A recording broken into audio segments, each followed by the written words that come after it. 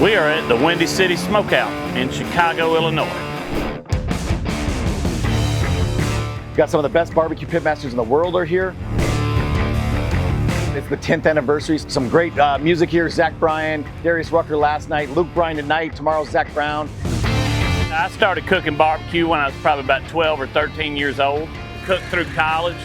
I went to Auburn initially. I was actually initiated at Auburn, and then I transferred after my sophomore year up to Tennessee Tech.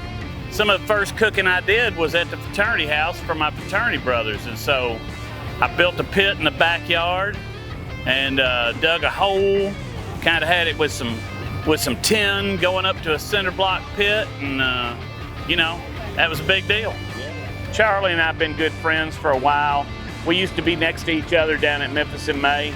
He was walking by my booth and threw the high stymie, and I was like, oh, I see now. I got what you got.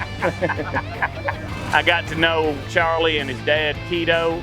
Not many people will tolerate those two, all right? So you gotta have some thick skin and be able to tolerate the egos on both of those guys if you're gonna be friends with them. You gotta be able to give it right back to them. Hold on, I gotta get these started or I'm not gonna have to move. You ain't gonna sell anything anyway, let's go. They're great people. I really like Charlie and his family. I joined a barbecue team in 1991. They had a team called the Rolling Wonder Pigs. They actually got thrown out of the competition that year, and so I couldn't join the team. The next year we had to sit out a year, and then we came back and we started a new team called Hog Wild. So I was one of the founding members on Hog Wild. Then I cooked with Hog Wild for probably 12 years. We took second place 3 separate times. And then I started the Peg Leg Porkers. We had a bunch of people on the team, and then I started bottling my sauce and my rub, and then 10 years ago I decided to finally open the restaurant. Been very successful, and so we're having a good time. Lily's Q will be 13 years old, the one in Chicago. We moved into a brewery over on Ashland and Hubbard, District Brew Yards, and then we're the food in the back, so that's worked out for us. Our products company with our sauces and rubs around the country have grown in grocery, so now we're in about 15,000 grocery stores in 21 countries. We have 4 stands in the United Center. We also have 1 stand in the bleachers, platform 14 with the Cubs, Wrigley Field. It gives another point of entry for people to see our product and get awareness of what Lily's Q is, and know that we're actually in Chicago. We have a restaurant nearby, so if you like the stand, you can come by, hang out at the restaurant. We rolled out some new products this year, chicken wing and tender sauces, so those will get in some people's hands, and we'll start growing that line a little bit. We plan to release some more rubs this next year, so yeah, just keep the products company growing and getting our product in more people's hands as much as possible. Last year I opened up 2 more restaurants, Bringle's Smoking Oasis. It's a Texas-style barbecue place. And then I opened up Pig Star in the airport. You can get all of our products online. We can ship you ribs, we can ship you sauce, we can ship you dry seasoning. You know, come support us by coming to the restaurant.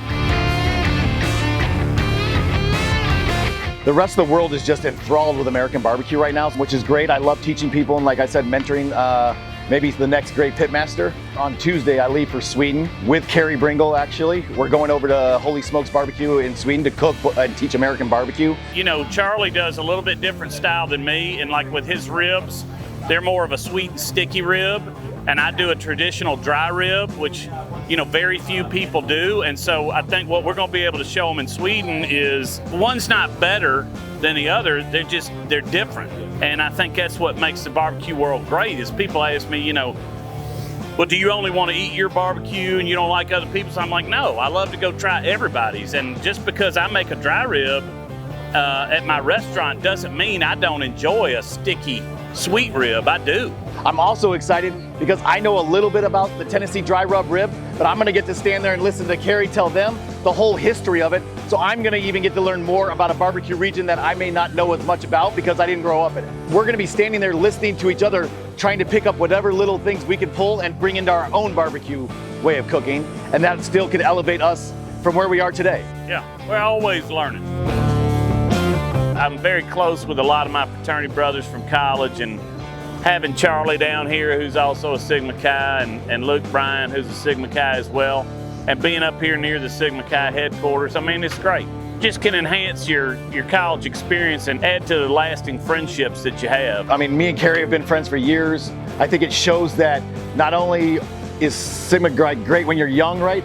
Older, you still hang around these guys. You're around people when you're younger that you don't even know are gonna be successful one day. And I think that's a good way to present Sigma Chi, is that like, we're at this event and there's 2 Pitmasters and one of the artists that's headlining.